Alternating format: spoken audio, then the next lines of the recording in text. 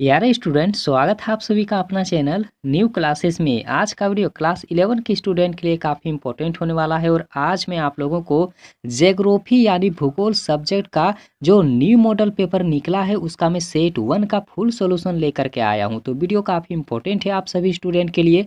Video को अंत तक देखिएगा, हर एक क्वेश्चन आंसर आप लोगों को बिल्कुल अच्छे से समझ में आएगा। और आप लोग याद रखिएगा, अभी जो जैक द्वारा जो मॉडल पेपर जारी किया गया है ना, आप लोगों के लिए काफ़ी इंपॉर्टेंट है। और हर मॉडल पेपर का अगर आप लोग सॉल्यूशन देखना चाहते हैं तो न्यू क्लासेस में ही आप लोगों को हर मॉडल पेपर का सॉल्यूशन मिल जाएगा, ठीक है। और काफ़ी सारे स्टूडेंट आज नए हैं तो आप लोग चैनल को सब्सक्राइब करके बेल आइकन को जरूर दबा लीजिएगा, ताकि मैं जब भी वीडियो अपलोड करूं तो सबसे पहला नोटिफिकेशन आपके पास पहुंचे और आप उन वीडियो को सबसे पहले देख सके और फाइनल एग्जाम की तैयारी बिल्कुल धाकड़ तरीके से कर सके। तो चलिए वीडियो को शुरू करते हैं। और देखिए, आप लोगों का जो मॉडल पेपर निकला है ना, इसमें टोटल 40 ऑब्जेक्टिव प्रश्न है, ठीक है। और नंबर कितना मिलेगा, काफ़ी सारे स्टूडेंट का यही सवाल था कि सर नंबर कितना मिलेगा।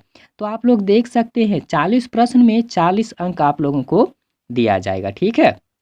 तो यहाँ पर देखिए, और एक चीज़ आप लोग याद रखिएगा, इनसे पहले मैंने हिस्ट्री सब्जेक्ट का वीडियो अपलोड कर दिया है। अगर आप लोग नहीं देखे हैं तो इस वीडियो के नीचे डिस्क्रिप्शन में उसका लिंक है, आप लोग जा करके उस वीडियो को देख लीजिए, ठीक है।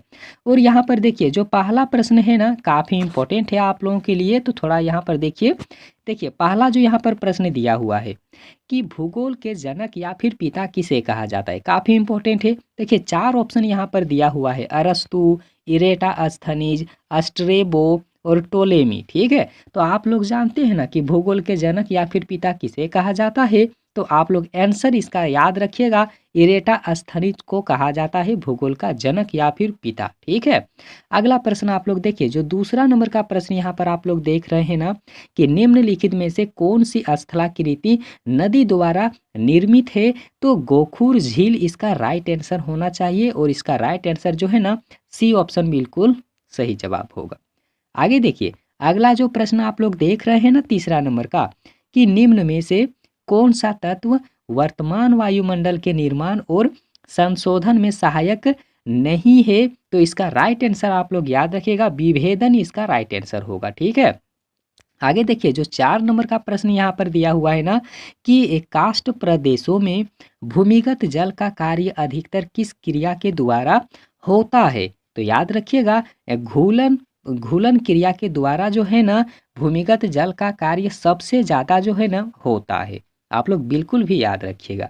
और देखिए, अगला जो प्रश्न है ना यहाँ पर, ठीक है, कि तारों का निर्माण कितने वर्ष पूर्व हुआ है, काफ़ी इंपॉर्टेंट सवाल है। और इस सवाल में लगभग बहुत सारे स्टूडेंट जो है ना, कंफ्यूजन में आकर के गलत टिक लगा करके बैठे हुए हैं और बिल्कुल भी गलत इसका जो आंसर है ना याद करके रखे हुए हैं। लेकिन अब आप लोग बिल्कुल सही आंसर याद करके रख लीजिएगा।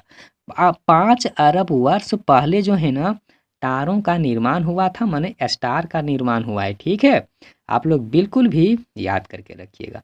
अगला जो प्रश्न है ना, कि निम्न में से कौन प्रथम श्रेणी के उपभोक्ता हैं। तो देखिए, यहाँ प्रथम श्रेणी वाला जो है ना प्रश्न एगो जरूर आएगा आप लोगों के फाइनल एग्जाम में। तो ऑप्शन के अनुसार आप लोगों को जवाब देना है। तो देखिए, यहाँ पर ऑप्शन क्या है, फर्स्ट में क्या है, बकरी, दूसरा में क्या है, शेर, तीसरा में क्या है, चीता, चौथा में क्या है, तेंदुआ।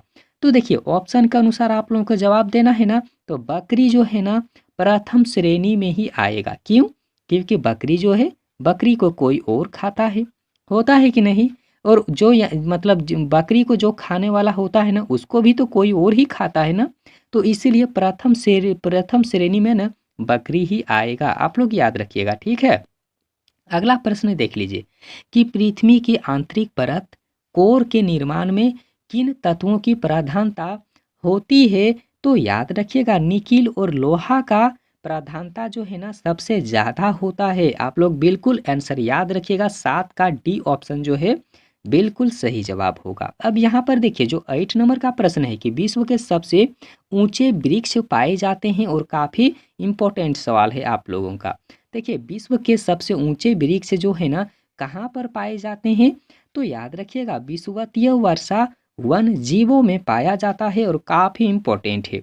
अब देखिए, 9 नंबर का जो प्रश्न है ना, कि दक्कन ट्रेप किस प्रकार के उद्गार के परिणाम है, काफ़ी इंपॉर्टेंट है। देखिए दक्कन ट्रेप जो है ना किस प्रकार के उद्गार के परिणाम है, तो याद रखिएगा प्रवाह के परिणाम है। इसका सी ऑप्शन जो है बिल्कुल सही जवाब होगा। और देखिए अगला जो प्रश्न है ना 10 नंबर का, देखिए भारत के देशांतरीय विस्तार का अंतर कितना है, तो लगभग 30 डिग्री इसका अंतर होता है। इसका बी ऑप्शन जो है ना बिल्कुल सही जवाब है। आगे देखिए जो यहाँ पर 11 नंबर का प्रश्न है ना, देखिए 11 नंबर का प्रश्न है कि प्लेट विवर्तनिकी सिद्धांत का प्रतिपादन किसने किया है, तो याद रखिएगा मार्गन ने किया है, मैकेंजी ने किया है, पार्कर ने किया है, मतलब इनमें से सभी मिल करके किया हुआ है। आप लोग याद रखिएगा इनमें से बिल्कुल सब होगा। ठीक है। अब यहाँ पर देखिए जो 12 नंबर का प्रश्न है ना, बस आप लोग हर हर यहाँ पर देखिए ना हर क्वेश्चन आंसर को बिल्कुल भी अगर लिख रहे हैं तो आप लोग लिख लीजिए, और अगर सिर्फ देख करके आप लोग छोड़ रहे हैं ना तो बस आप लोग थोड़ा दिमाग मतलब गौर लगा दीजिए, मतलब सारा ध्यान जो है ना इस वीडियो में लगा दीजिए। हर एक क्वेश्चन आंसर आप लोगों को एक ही बार में याद हो जाएगा। ठीक है। तो यहाँ पर देखिए 12 नंबर का जो प्रश्न है ना आप लोग देख लीजिए कि भारत की मुख्य भूमि की उत्तर से दक्षिण अधिकतम लंबाई कितनी है, और काफ़ी इंपॉर्टेंट है।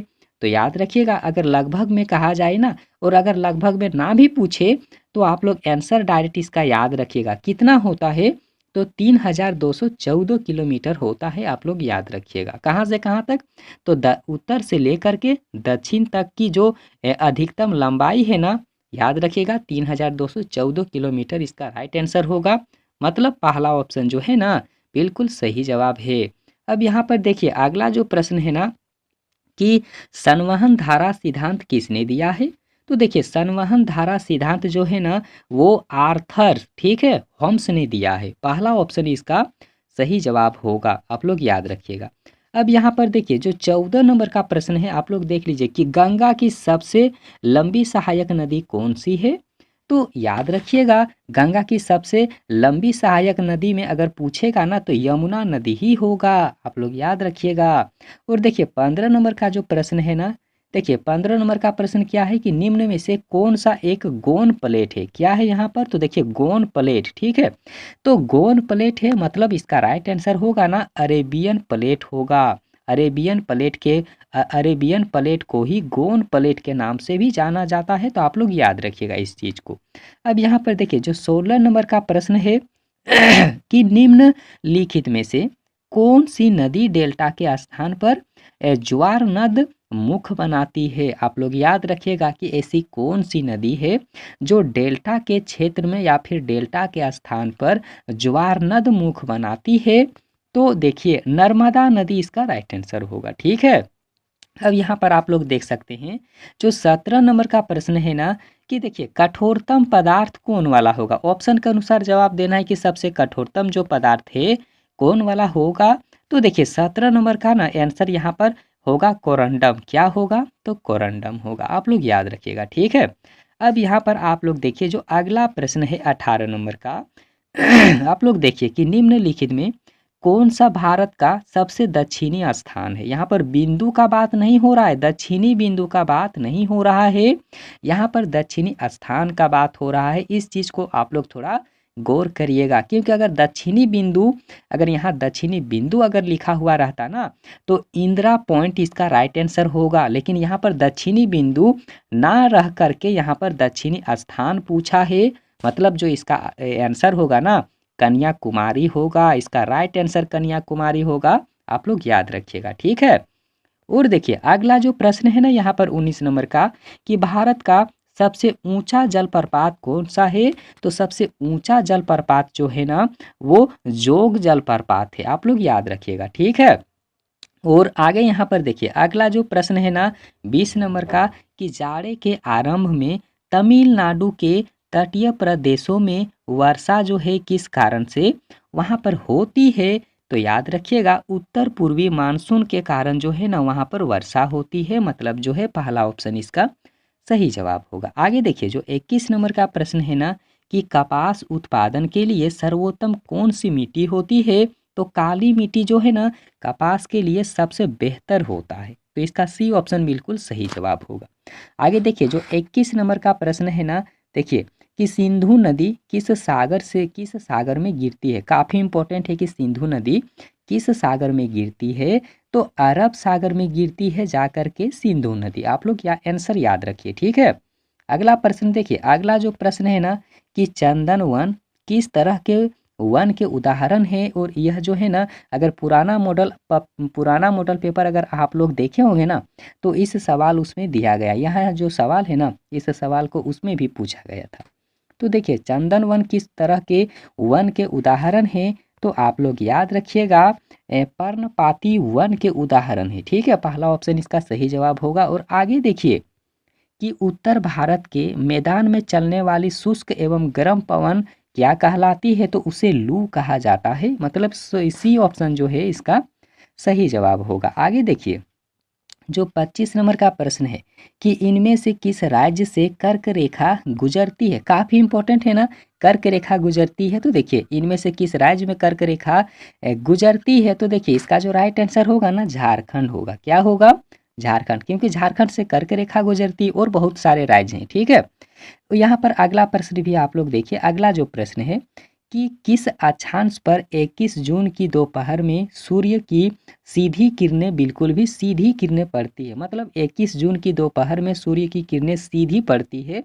तो इसका जो राइट आंसर होगा ना देखिए 23 डिग्री, ठीक है, 23 डिग्री 30 मिनट उत्तरी अक्षांश पर। याद रखिएगा उत्तरी अक्षांश में ही जो है ना सूर्य की किरण जो है ना 21 जून को दोपहर में बिल्कुल सीधी एकदम पड़ती है।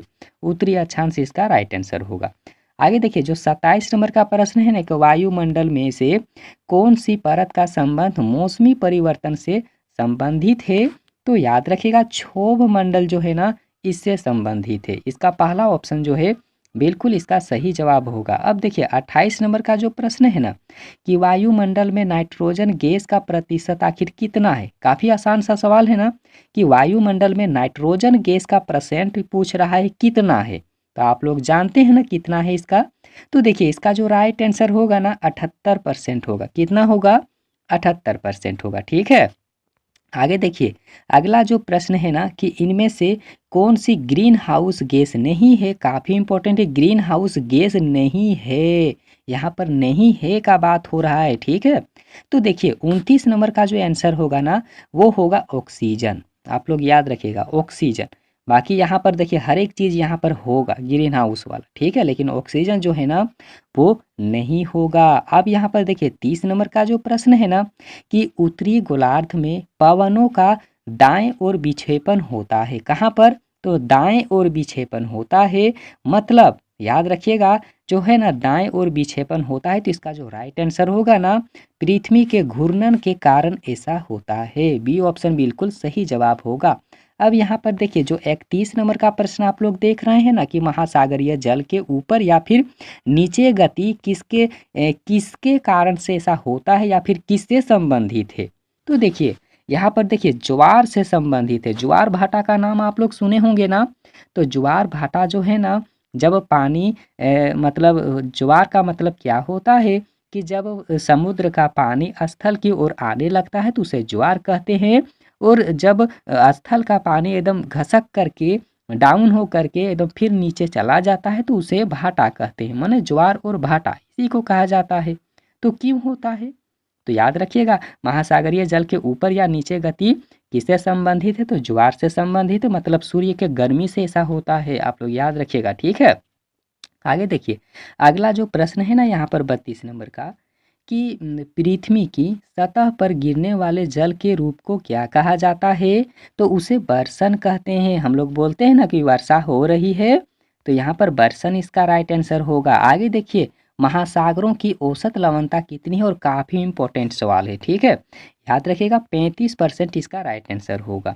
आगे देखिए अगला जो प्रश्न है ना 34 नंबर का कि निम्नलिखित में से किस स्थान के तापमान को प्रभावित कर सकता है। किसी मतलब देखिए निम्नलिखित में से कौन किसी स्थान के तापमान को प्रभावित कर सकता है। प्रश्न थोड़ा मतलब अलग टाइप का है, ठीक है। तो देखिए किसी भी स्थान के तापमान को प्रभावित कर सकता है तो कौन वाला होगा। तो देखिए इसका जो आंसर होगा ना अक्षांश भी होगा, ऊंचाई भी होगा और समुद्र से दूरी भी इसका राइट आंसर होगा। माने इनमें से सब इसका सही जवाब होगा। ठीक है, आगे देखिए जो 35 नंबर का प्रश्न है कि निम्नलिखित में से किस मिट्टी की श्रेणी में खादर और बांगर आते हैं। काफी इंपॉर्टेंट सवाल है, इसका राइट आंसर होगा जलोढ़ मृदा। क्या होगा, तो जलोढ़ मृदा होगा इसका सही जवाब। आगे देखिए जो अगला प्रश्न है ना कि निम्नलिखित में से वह कौन सी प्रक्रिया है जिसके द्वारा जल द्रव्य से गैस में बदल जाता है। जल जो होता है ना वो द्रव्य से डायरेक्ट किस में चेंज होगा, तो गैस में बदलता है। तो किसके कारण से ऐसा होता है, तो याद रखेगा वाष्पीकरण, मतलब वाष्पीकरण के कारण जो है ना ऐसा होता है। वाष्पीकरण इसका सही जवाब होगा।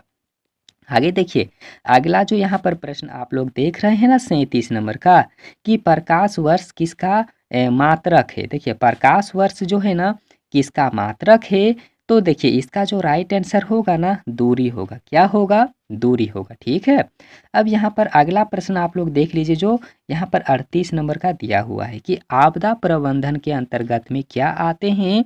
तो देखिए निवारण भी होगा, पुनर्निर्माण भी होगा और पुनर्वास भी होगा, माने इनमें से सब होगा। इसका 38 का डी बिल्कुल सही जवाब है। अब यहाँ पर अगला आप लोग देख सकते हैं जो 39 नंबर का है कि विश्व का सबसे गहरा महासागर है। तो विश्व का सबसे गहरा महासागर कौन वाला होगा, तो देखिए प्रशांत महासागर जो है ना वो विश्व का सबसे गहरा महासागर है। और देखिए इस वीडियो का जो बिल्कुल भी अंतिम प्रश्न है और इस सेट का भी बिल्कुल अंतिम प्रश्न है, देख लीजिए कि सूर्य ताप की सबसे ज़्यादा मात्रा प्राप्त होती है, मतलब सूर्य ताप की सबसे ज़्यादा मात्रा प्राप्त होती है। तो देखिए कहाँ पर होगा, तो भूमध्य जो है ना भूमध्य रेखीय क्षेत्र में जो है ना सूर्य की सबसे ज़्यादा मात्रा वहाँ पर प्राप्त होता है सूर्य ताप की, मतलब सूर्य की गर्मी की। तो भूमध्य रेखीय प्रदेश इसका राइट आंसर होगा। पहला ही पॉइंट इसका सही जवाब होगा। ठीक है, और इसके बाद में भी आप लोगों को हर एक मॉडल पेपर का सॉल्यूशन बहुत जल्द मिल जाएगा। तो आप लोग चैनल को सब्सक्राइब अगर अभी तक नहीं किए हैं तो अब आप लोग कर लीजिए और साथ ही बेल आइकन को ज़रूर दबाइएगा ताकि मैं जब भी वीडियो अपलोड करूं तो वीडियो का नोटिफिकेशन आप लोगों के पास में पहुंचे और आप लोग उस वीडियो को जल्द से जल्द देख सके। और प्रश्न से संबंधित अगर मन में कोई भी डाउट हो, कोई भी कंफ्यूजन हो, तो आप हमें कमेंट सेक्शन में कमेंट करके ज़रूर पूछें। ठीक है, और वीडियो कैसा लगा आप लोगों को, वीडियो को लाइक करिए, अपने दोस्तों के पास में ज़रूर शेयर करिए और वीडियो देखने के लिए बहुत बहुत धन्यवाद।